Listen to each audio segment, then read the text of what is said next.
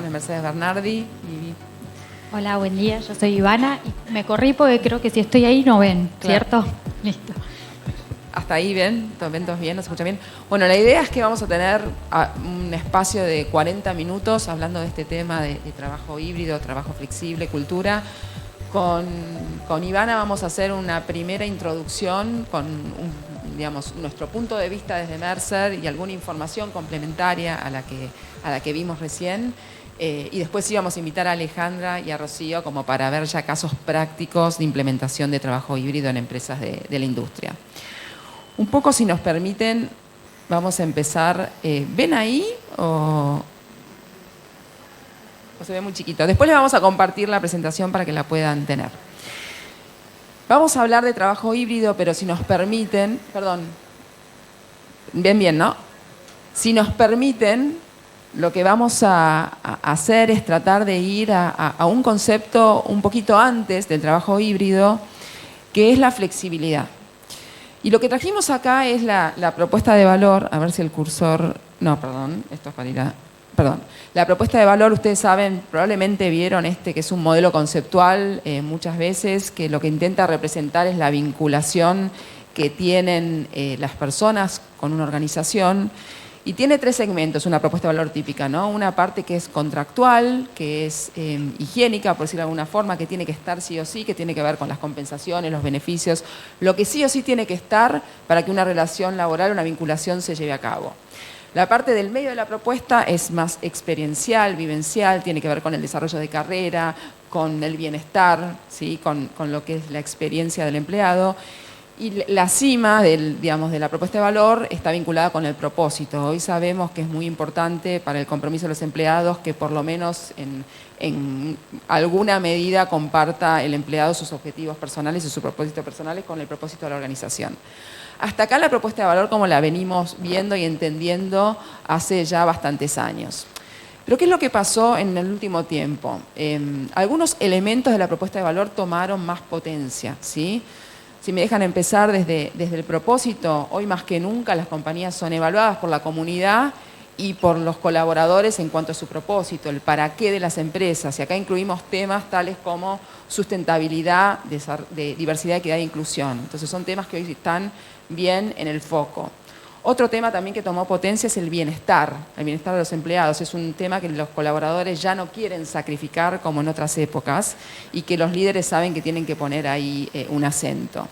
Y por último, y acá vamos al punto, la flexibilidad. Fíjense que la flexibilidad en esta propuesta de valor reversionada está en la base de la pirámide.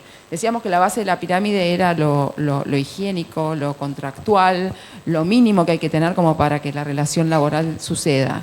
Y la flexibilidad, que antes de la pandemia tal vez era un beneficio, ustedes como industria fueron pioneros en eso porque había flexibilidad en los roles digitales y de IT, más que tal vez en otras industrias, hoy por hoy es parte fundamental y troncal de la propuesta de valor, como la propuesta de valor la estamos hoy viendo.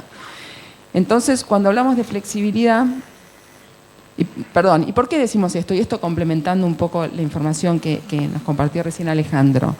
De nuestros sondeos propios de Mercer surge que 6 de cada 10 empleados elegiría otra oportunidad laboral si no estuviera la flexibilidad en su organización actual. Y otra pregunta que hicimos es cuáles son las razones por las cuales una persona tomaría una oportunidad laboral distinta. Y la segunda razón tiene que ver con una mejora en el esquema de la flexibilidad. Nada más superada esa razón por una mejora en la compensación y beneficios. Con lo cual estos datos son bastante contundentes desde el punto de vista, digamos, del colaborador. Y desde el punto de vista del empleado, las razones por las cuales una organización adoptaría una mayor flexibilidad tiene que ver con esto que estamos enumerando acá.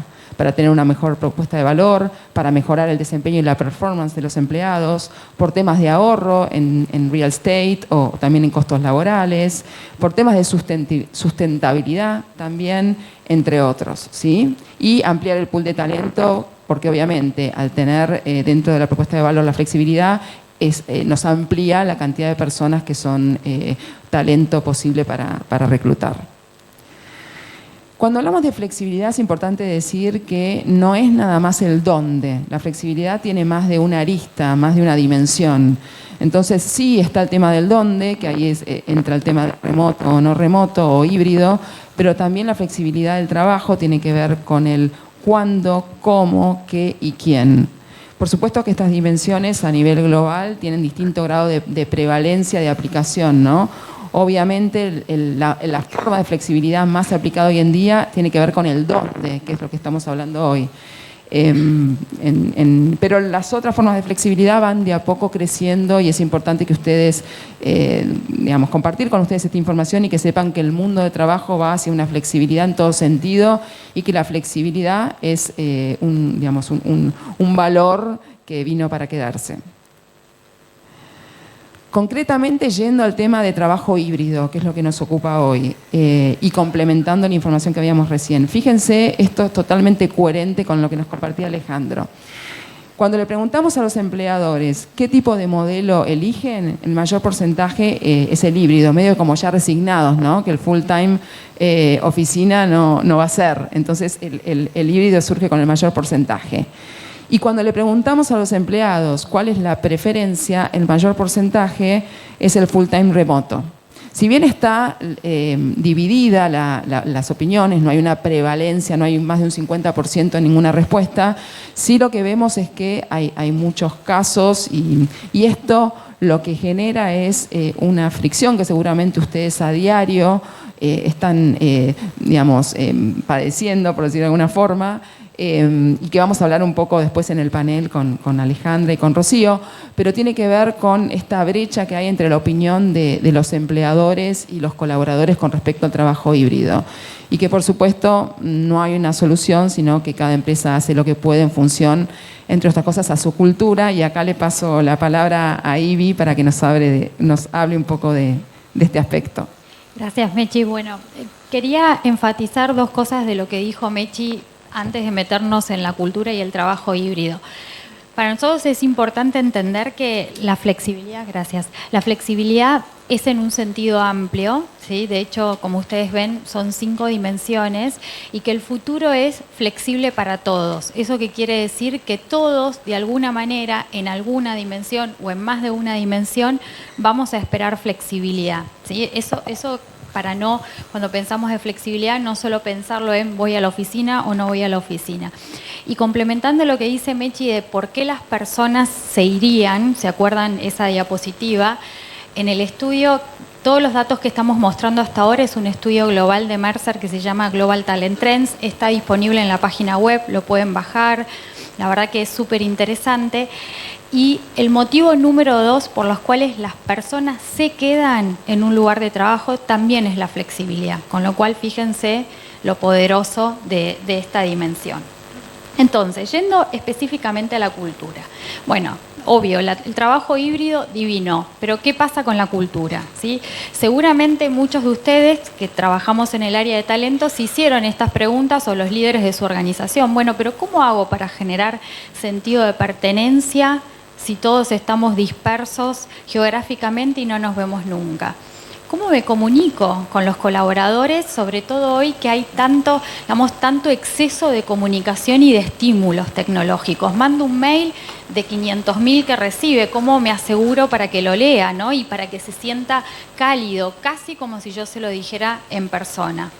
¿Cómo hago para medir la performance? ¿Sí? ¿Cómo me doy cuenta que las personas están pudiendo enfocar en lo que yo necesito que se enfoquen?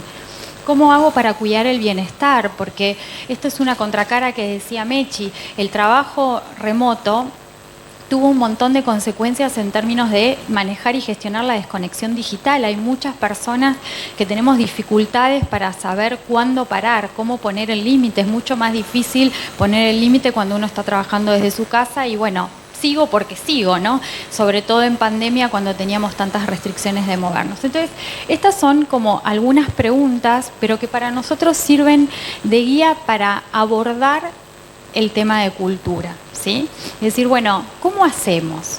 Y hay una preocupación real, y esto es importante, porque efectivamente está demostrado que cuando las personas están separadas durante mucho tiempo, empiezan a surgir cuestiones de distancia social y aislamiento. Es decir, esto es un problema real. Es real que cuando pasamos mucho tiempo sin vernos y sin compartir, es difícil sostener ciertos aspectos de la cultura que para nuestro negocio fueron muy importantes, ¿sí? Entonces, es un tema a trabajar la cultura. Si nosotros creemos que esto se va a solucionar solo, no se va a solucionar solo. Por supuesto, vamos a hablar un poco específicamente de cómo abordarlo en el panel. Nos parece más interesante, más que traer teoría, hablar en casos prácticos cómo se aborda, pero básicamente para trabajar la cultura del trabajo flexible, lo que hay que hacer es gestionarla y diseñarla. ¿De qué manera se aborda? Diseñando experiencias, tratando de entender qué es aquello que los colaboradores valoran, qué hace distinto, qué hace a nuestra cultura y que nosotros queremos mantener, y qué otros aspectos que quizás también son importantes, pero que se podrían rediseñar en un entorno de trabajo híbrido. Entonces, al final del día, cuando uno piensa en cultura, en un contexto de trabajo híbrido, lo que tiene que pensar en términos de abordaje es que hay que empezar a diseñar. ¿De qué manera? Por supuesto, revisitando los atributos culturales, ver si hay alguno que cambió en este nuevo contexto, ya sea por la forma, el cambio en la forma de trabajo o por el cambio en el negocio. Es decir, hay muchos negocios que por pandemia se han visto transformados, han aparecido nuevas oportunidades, y esto significa revisitar los atributos culturales y después empezar a revisar las distintas dimensiones para hacer un abordaje desde el lado de las experiencias como habilitadoras de esos comportamientos que nosotros queremos generar y fomentar en nuestra organización. ¿Qué sabemos hasta ahora? No existe una solución única. No hay una única forma de trabajo de la cultura, ni hay una cultura que sirva para todos. Hay que conocer mucho las personas, mucho las organizaciones, y algo muy importante, lo último que uno tendría que hacer es imponer, ¿sí? Veía los slides del estudio que hicieron y, digamos, las notas de prensa. Yo decía, bueno, nadie mide cuál fue la consecuencia de esas notas, digamos, tan como escandalosas en las personas. Porque si hay algo que está demostrado es que el trabajo híbrido los colaboradores tienen que sentir que hay una elección. Eso es lo ideal. Por supuesto, del ideal o lo real hay una distancia, pero nosotros tenemos que tratar que aquello que nosotros definamos, el colaborador sienta que tenga la posibilidad de elección. Ese es el kit de la cuestión acá. Bueno, no sé cómo estamos de tiempo. ¿Estamos bien? Ok, unos minutos más. Vamos a abordar brevemente el tema del liderazgo, ¿no? Que lo vamos a hablar más en profundidad con Alejandra y con Rocío en el panel. Pero a esta altura ustedes ya se dieron cuenta y ya sintieron en sus organizaciones seguramente que el rol del líder es clave para generar una cultura de trabajo híbrido y que sea exitosa, ¿no? Porque de eso se trata. Entonces, ¿qué es lo que se recomienda? ¿Cuáles son las buenas prácticas que un líder debería poner en marcha para que esto suceda? Por un lado, la cercanía, ¿sí? Aún estando distanciado algunos días de las personas, porque no es un full-time oficina, generar cultura de cercanía, tener modelos de medición de la gestión diaria, por ahí más seguido, aprender y tener esta cultura del error y la retroalimentación, promover modelos de trabajo flexibles y ser el propio líder un ejemplo, adoptando el propio líder este tipo de prácticas, ¿sí? Un poco de información sobre cuáles son las principales preocupaciones de los colaboradores en relación a esto. Fíjense, primero la salud física y mental, después la carga de trabajo y el balance con la vida personal, y en tercer puesto la salud mental, ¿sí? Que también es una gran preocupación, y por eso es importante escuchar y poner el acento en todo lo que es bienestar, como decíamos al principio. Hay variables que hay que tener en cuenta para poner en práctica esta modificación, esta nueva forma de trabajo, que tienen que ver con cultura y liderazgo, como venimos hablando. Por supuesto, organización, un poco Ivi lo decía recién, volver a replantearse desde nuestros valores, cuál va a ser nuestra forma de trabajo. Tener herramientas, eso ustedes son especialistas, hoy por hoy todos trabajamos con herramientas colaborativas tipo Teams o similares, en las que estamos trabajando tal vez 2 o 3 personas en un mismo documento, y eso la verdad que es parte de una herramienta fundamental para el trabajo híbrido. La infraestructura, hablábamos de si tener espacios físicos o no, acá también entra el hardware. Temas legales que hay que tener en cuenta, más en un país como el nuestro. Y por último, y no menos importante, las habilidades que hay que desarrollar, tanto en las personas, colaboradores, como en los líderes, para llevar a cabo este cambio, ¿sí? Y yendo un poquito más en profundidad, el tema de habilidades es una combinación, un equilibrio entre otorgar confianza y por otro lado, del lado del líder y del lado del colaborador, lo que es la autogestión, o perdón por el inglés, como dijeron recién, el ownership, ¿no? Esto de apoderarse de la responsabilidad. El trabajo híbrido requiere una mayor autonomía, requiere una mayor autogestión, y hay algunas principios o algunas prácticas de gestión de performance que para el trabajo híbrido son muy importantes, como por ejemplo una alineación estratégica. Es importante que el líder y sus equipos sepan para dónde van, cuál es la dirección. Eso ayuda mucho a la autogestión y al menos a la menor cantidad de presencia física, ¿no? En función de que todos sabemos para dónde vamos y está claro el rumbo. Diálogos de performance más frecuentes, ¿sí?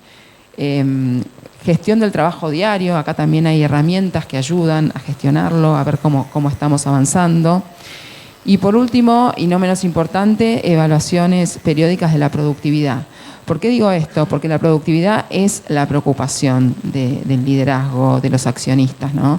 Es el punto ahí es el punto de conflicto. Hasta que, además de la cultura, si realmente el trabajo híbrido afecta o no a la productividad. Estamos en tiempo. Ahora, mientras se van acomodando, las invitamos a nuestras panelistas al escenario, les vamos contando esto, después lo van a recibir. Era más información de qué está sucediendo que vemos nosotros en América Latina y en Argentina. Probablemente los datos para que conozcan y se lleven, muy en línea con la encuesta que hicieron, es obviamente la gran mayoría de las compañías han ido a un modelo de trabajo híbrido. Ahora, cuando vamos a Argentina específicamente, y esto no es de la industria del software en particular, sino en general, el modelo por excelencia es el híbrido con más prevalencia de 3 días en la oficina, 2 remoto, pero en general, digamos, en la industria de tecnología vemos más el 2x3, al revés. Y la encuesta a nivel Latinoamérica dice que las organizaciones, por lo menos a las que nosotros les preguntamos, dicen que el trabajo híbrido vino para quedarse, ¿sí? O sea que evidentemente es el modelo que se espera lograr, a pesar de que, como decían recién, nosotros hemos visto como un efecto, digamos, boomerang de full remoto, ahora todos a la oficina. Bueno, evidentemente todavía estamos entendiendo de qué se trata esto y cómo trabajar. Muchas gracias por convocarme. Para mí es un placer estar acá. Y sí, un poco lo que quiero transmitir desde mi lugar es cómo fuimos evolucionando en el modelo. Como vos decías, en un primer momento dijimos, bueno, el modelo full remoto llegó para quedarse. Después nos dimos cuenta que el full remoto no llegó para quedarse, sino que teníamos que evolucionar ese modelo con algunas prácticas que hagan que cada vez más, o sea, que no se sienta ese distanciamiento que se generó cuando teníamos el modelo full remoto.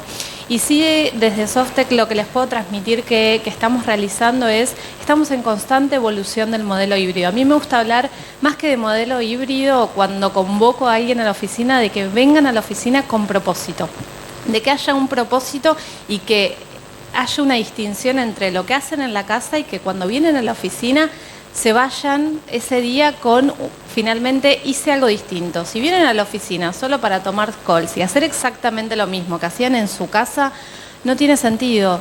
Viajaron 2 horas, gastaron dinero para venir. Hay muchas componentes que antes no las veíamos porque era lo común ir a todos los días a la oficina. Entonces me gusta hablar de eso, de que haya un propósito. ¿Y cómo abordamos ese propósito?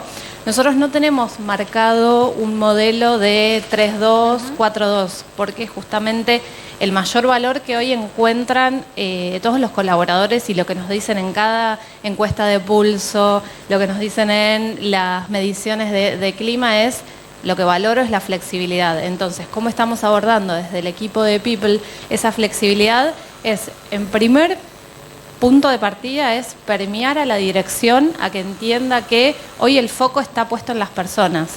Hoy tenemos que focalizar en qué quieren ellos para que sean cada vez más productivos y no bajar esta productividad. Entonces es permear desde las distintas capas, desde la dirección, permear a los líderes, porque no hay cultura si no hay liderazgo. El liderazgo es el principal, los líderes hoy son los principales transmisores de cultura en la organización. Desde People podemos generar muchísimas acciones, pero si el líder no está comprometido con la cultura, no compra la cultura de la empresa, muy difícilmente la pueda transmitir. Entonces, es a partir de ahí que generamos ese vínculo donde el líder finalmente convoca a la oficina, siempre acompañado de un equipo de business partners o de alguna de las áreas de People. Nosotros tenemos un área que evolucionó a ser un área de sostenibilidad corporativa donde tiene diferentes dimensiones, entre ellas desde medio ambiente, diversidad e inclusión y el área de wellness, donde se enfoca puntualmente en acompañar y todas las acciones que genera el líder cuando convoca a la oficina, ya sea para reunión de resultados, para hacer una retro, o sea, justamente que exista ese propósito, esté anexado una componente de People donde finalmente realicen alguna actividad justamente o enfocada en medio ambiente, en acciones puntuales de integración. Y sí, también lo que hicimos evolucionar mucho en la pandemia, nosotros tenemos un evento puntual que se llama Galatea, que lo llamamos como la inducción institucional a la compañía, donde finalmente mostramos lo que es nuestra cultura y hacemos pasar por el cuerpo y vivenciar esas creencias que decimos tener para lograr esa congruencia entre lo que decimos ser y lo que hacemos finalmente. Y lo que hicimos fue evolucionarla, porque en la pandemia nos dijimos, bueno, ¿qué hacemos ahora? Porque es un evento presencial, ¿cómo sorteamos esto? Bueno, el metaverso, todo lo que conocemos, evolucionamos hacia esa plataforma. Y hoy realmente nos dimos cuenta que el valor agregado que generamos estando todos juntos es mucho, o sea, se potencia. Entonces tenemos las dos opciones. Para aquellas personas que están por fuera de Capital, nosotros tenemos la oficina en Capital, tenemos esta opción de, bueno, hacer cultura a través de esa plataforma, no como la única opción. Y después para los presenciales sí, volver hacia la presencialidad y que ese día convocarlos a la oficina. No les voy a decir que es tarea sencilla porque cada vez imagino que no. Sí, cada vez que tenemos que convocar a algún equipo de trabajo a la oficina, pero cada vez más lo veo que están permeados a que vengan. Y es como que ya lo aceptan un poco más. No imponerlo. Yo creo que la clave es, como dije, no imponerlo. Coincido. Sí, hay un poco... como destacando cosas, me parece muy interesantes de lo que decís. Claramente hay un diseño detrás de lo que ustedes están pensando, ¿no? Es decir, bueno, tienen que venir con un propósito, cuál es el propósito, ¿no? Esta mirada de múltiples stakeholders, diseñar esa experiencia, qué le va a pasar a la gente cuando venga a la oficina, ¿no? Y trabajar mucho sobre los líderes como guardianes de esa experiencia, porque al final del día, la mayor parte del tiempo, los equipos cuando van a la oficina están con su líder y su equipo más inmediato, más allá de que pueden haber algunas opciones compartidas, ¿no? Total, pero es el equipo y es lograr como ese sentimiento y que cada vez que tengan que ir a la oficina tengan ganas porque pasa algo distinto. O sea, creo que ese es el foco principal sobre el que hay que trabajar y pensar en la experiencia, o sea, esto que tanto se habla del people experience, bueno, como algo general, no solo enfocado en alguna partecita, sino como la experiencia general, y es que es eso, que quiero que sientan, o sea, ponernos en el lugar de la persona, decir, ¿qué quiero que sientan cuando genera alguna acción? Perfecto, gracias. Pasale a Ale, porque le voy a hacer la pregunta a Alejandra ahora. Voy a ir a un tema más terrenal, ¿no? De la cultura. Mi pregunta, Ale, en tu rol de CEO, es precisamente a mí me inquieta un poco esta mirada, en el buen sentido lo digo, ¿no? Del accionista. Entonces, desde tu rol de CEO, ¿cómo ves que el trabajo híbrido afectó o no a la productividad? Y si hay indicadores nuevos que se han generado o se piensan generar para medir esto. ¿Y cómo lo manejás vos este aspecto? Porque estás como en el punto de fricción, ¿no? Entre lo que quiere la gente y por ahí lo que quiere el dueño, el accionista como decía Ivy, el resto de los stakeholders. Sí. Bueno. Pregunta difícil. Perdón. Quedé en el medio esta vez, ¿no? Después de 17 años de recursos humanos y después felicidad o el nombre que se quiera y el deseo de los socios, y no solamente de los socios o del accionista, sino de muchas personas que tienen mucha antigüedad y que les costó este paso. Pero yo creo que era una deuda pendiente. Y cuando hablo con el equipo de People, siempre en la carrera o cuando yo estudié, y ellos lo ven también, siempre nos metían en la cabeza, hay que meterse en el negocio. Tenemos que meternos en el negocio, somos claves para el negocio. En la industria de servicios o de tecnología es más visible, ¿sí? O sea, tenemos mayor facilidad. Pero realmente esta fue la oportunidad para meternos directamente en el negocio. No teníamos forma porque vamos al full remoto. Los recursos son el negocio en esta industria. Exactamente. Pero vamos directamente al full remoto. Bueno, y hay procesos alineados, ¿no? Frente a qué es lo que quiere el cliente. ¿Sí? Entonces, si vamos a proponer un full remoto, pero el cliente le estoy cotizando un presencial, vamos con un discurso que no es válido, ¿no? Y creo que por ahí es más, coincido completamente con Rocío, Sofi te iba a decir. Herramientas, creo que Softec es una empresa más bien grande dentro de lo que es Argentina. Pero si hablamos más bien de la pyme, ¿no? Sí, hasta 150, hasta 120 personas, para mí la deuda pendiente era vincular el proceso de talento con todos los procesos core de la compañía, ¿sí? Cómo poder trabajar sobre las herramientas del trabajo, la conexión con el cliente. Muchos issues se levantaban en reuniones colaborativas, ¿sí? Nosotros lo que hicimos particularmente fue plantear un proceso de elección de modalidades de trabajo cuando se puede, salvo que la naturaleza misma de la posición no lo permita. Y de ahí en adelante armar un equipo de trabajo y visualizar cada uno de los procesos, ¿sí? Que podían estar afectados, el cliente, soporte, herramientas de trabajo. Había muchas cuestiones referentes, y el joven profesional, ¿cómo va a ser? Te decía el líder, ¿no? O el arquitecto de solución que hace 7 años que trabaja. ¿Cómo va a aprender si no viene a la oficina? Yo puedo no venir. Entonces yo le preguntaba, ¿y cómo vas a hacer? ¿Vas a llamar al joven profesional para que venga a la oficina y se sienta solo?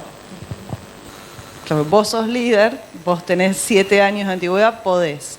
Y lo traemos solito al pibe de 20 años. ¿Cómo hacemos? Y claro, te miraban, ¿no? Nos miraban, y sí, no, hay que cambiarlo.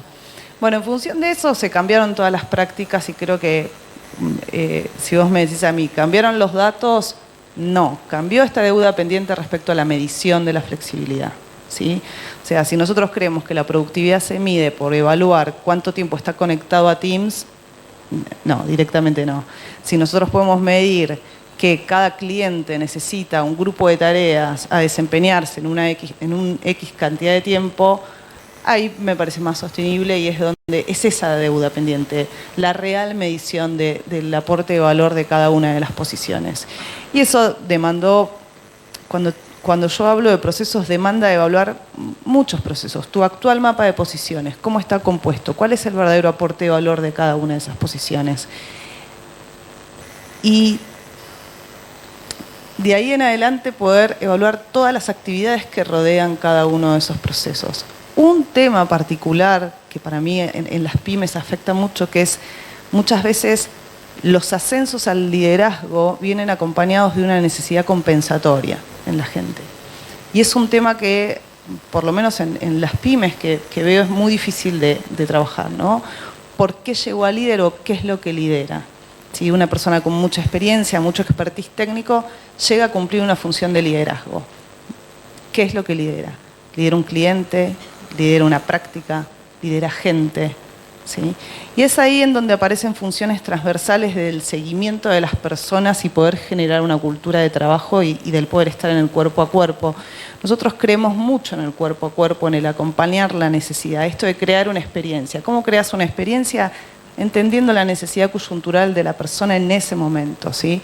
Hoy miras agendas y le querés poner una reunión a un líder o a un senior o un semisenior, y en ese día tenés oculista con mi nene, call con el cliente, y tiene que pasar que en ese marco de coyuntura personal los resultados estén, ¿sí? Era una deuda pendiente nuestra, el acto del colegio, y depende de la modalidad presencial, híbrida o full remota, también hay coyunturas personales que permiten abordar cada una de esas modalidades.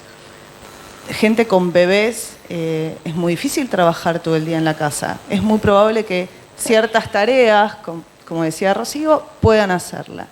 Otras tareas no, y sea el momento de estar en la oficina concentrado en ese aporte de valor, ¿sí? Datos, sí, datos de productividad nuevos. Seguir trabajando en lo que las organizaciones deben trabajar, una organización perdurable en el tiempo. Ahí la veo a María Laura, pero en los inicios de la ley de software, las organizaciones de tecnología estamos obligadas en trabajar en la implementación de la norma de calidad 9001, ¿sí? Yo creo que eso para nosotros fue el inicio de trabajar en una organización que perdura en el tiempo, más allá de quién esté dirigiéndola o de quién con nombre y apellido ocupe una posición. Luego apareció la nube, luego aparecieron otras normas de seguridad, luego apareció la pandemia, ¿sí? Y trabajar en la perdurabilidad de una organización, en sus procesos, en sus herramientas, en sus indicadores de gestión, en sus datos y sus sistemas, creo que era una obligación que teníamos, y como recursos humanos, y yo hoy CEO, pero mi cuerpo está en recursos humanos, era una deuda pendiente. No sé si respondí, me fui a la mierda. Clarísimo. Perdón, te quería hacer un follow-up de lo que estabas contando, porque vos recién hablabas de esto de decir, bueno, tengo que pensar en la necesidad del cliente, por un lado, y las expectativas del colaborador. Quizás el cliente necesita una cierta presencialidad, el colaborador no quiere, o recién mencionabas el ejemplo de una persona que quizás tiene un bebé muy chiquito, y la verdad que trabajar con un bebé chico en la casa, a mí me tocó la pandemia con mi hija de 3 años, que cumplió 4, fue un gran desafío, sin por supuesto ningún tipo de apoyo. Frente a esta realidad del trabajo híbrido y con las expectativas de la persona también sobre la mesa, ¿vieron oportunidades de rediseñar los roles o la organización del trabajo? Y en caso de que hayan hecho alguna revisión de ese estilo, si nos querés compartir algún ejemplo o algún caso concreto de cómo lo repensaron para poder contemplar las necesidades de todas las partes. Sí, el rediseño de compañías surgió ante la necesidad. A ver, diseñar una organización que genere satisfacción del cliente y pueda cumplir con la expectativa del empleado es nuestra obligación sine qua non. El rediseño de compañía se da a partir del organigrama, del organigrama interno y del deseo del cliente, y a partir de ahí hacer match entre lo que nosotros tenemos, los vínculos internos y el servicio al cliente. Nosotros hicimos una evaluación de todo el mapeo de posiciones, de cuál era el accountability. Si ustedes mencionaron palabras como owner, o sea, ser dueño de un aporte de valor real, ¿sí? Pudimos creo que fue un momento de cambio permanente. Ya veníamos aniquilando la descripción de puesto, el manual de puesto, la evaluación de desempeño pero sacarlo del mapa de gestión también genera una responsabilidad como organización de poner otras herramientas y que esas herramientas sean factibles. Cambiamos el mapa de posiciones orientando cuál es el aporte de valor de cada una de las posiciones dentro de la compañía de cara al cliente. ¿Sí? O sea, ese fue nuestro primer paso. Ya sea desde la persona de back office, soporte interno, mismo personal de limpieza, cuál era el aporte hacia el cliente. Siempre orientado en el centro del cliente. Y a partir de ahí rediseñamos la compañía y todas las prácticas.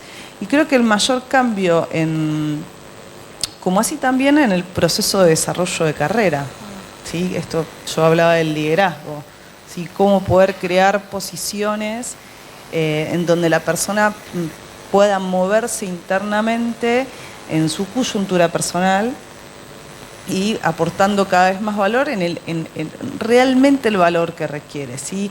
El arquitecto experto técnico, si quiere llegar a ser líder de personas, requiere mucha formación y de ser una práctica de liderazgo consciente. ¿Qué es lo que voy a liderar?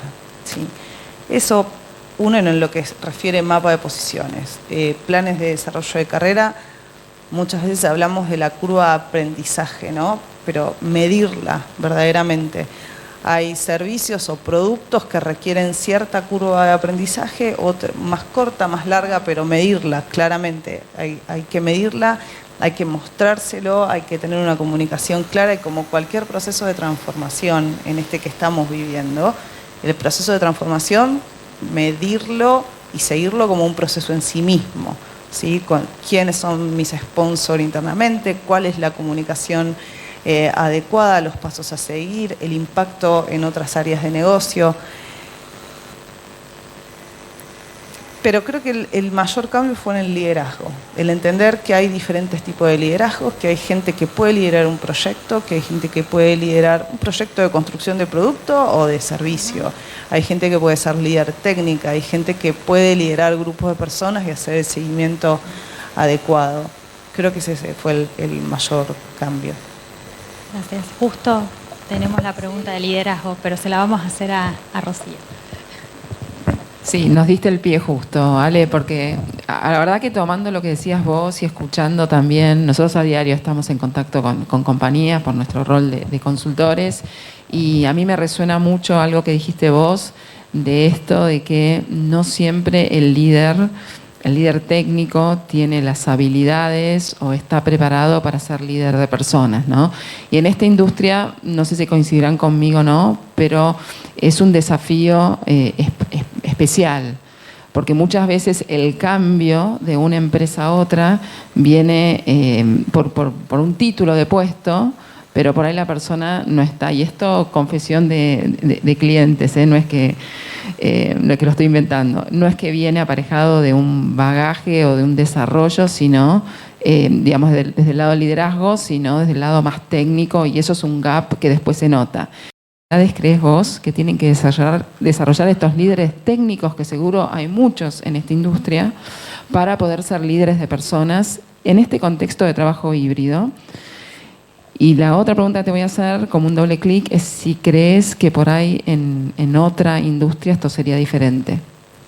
Sí, a ver, yo creo que justamente el tema del liderazgo, o sea, nos podríamos quedar muchísimo tiempo hablando porque el tema del liderazgo hoy es el punto neurálgico justamente porque es quienes están en el día a día, en la batalla donde tienen que salir, por ejemplo, en lo que es la industria del software, salir en productivo en un proyecto y a su vez este tema de, bueno, cómo manejamos la flexibilidad de la gente y sus deseos, qué es lo que necesitan. Yo creo que como punto principal o lo que tienen que desarrollar tiene que ver con toda la parte blanda, todas las habilidades que tienen que ver con la gestión emocional, con entender a la otra persona. Hoy no se conciben las empresas sin el talento, hoy el talento es el negocio finalmente. Si no logramos hacer ese clic de decir, bueno, el talento hoy es lo más importante para que el negocio traccione. qué habilidades voy a necesitar para gestionar este talento. Y es ahí donde las habilidades, o sea, lo que más se me viene a la cabeza es temas de gestión emocional, sin duda, tema de cómo dar feedbacks, cómo retroalimentar a la otra persona. Esto de retroalimentación consciente y siempre viendo las cosas, a mí me gusta decir, con una oportunidad de mejora. Cuando voy a dar un feedback, plantearlo como una oportunidad de mejora, no como un error. Creo que por ese lado son las principales habilidades que veo. Sí, tener una tarea constante, sobre todo en lo que tiene que ver con el feedback a los colaboradores, y que no sea algo de una vez al año cuando corre un proceso, sino que sea algo continuo, que los líderes estén tengan esta gimnasia de hablar, de entenderlos y de buscar las mejores alternativas para cada uno, porque es ahí donde finalmente la persona va a ser mucho más productiva y va a estar mucho más contenta. O sea, nosotros vemos que también desde el liderazgo y acompañado desde el equipo de People, mucho lo que es el análisis de datos. O sea, yo creo que la evolución del área de People, de recursos humanos o como se llamen las diferentes empresas, tiene que ver con el análisis del dato. Y evolucionar este análisis del dato a, entender con qué variables jugamos para justamente darle esta información a los líderes y que a través de esta información gestionen. Creo que son como es lo principal que hay que trabajar. Pero sí, sin dudas, para mí, o sea, si bien el liderazgo, los técnicos, o sea, tienen mucho expertise en la parte técnica, creo que tienen que adicionar esta componente blanda, que es la que finalmente hoy está demandando todos los colaboradores, incluso nosotros también como colaboradores de empresas. No, por favor. Estamos bien de tiempo, ¿no? Bueno, gracias a todos. Muchas gracias.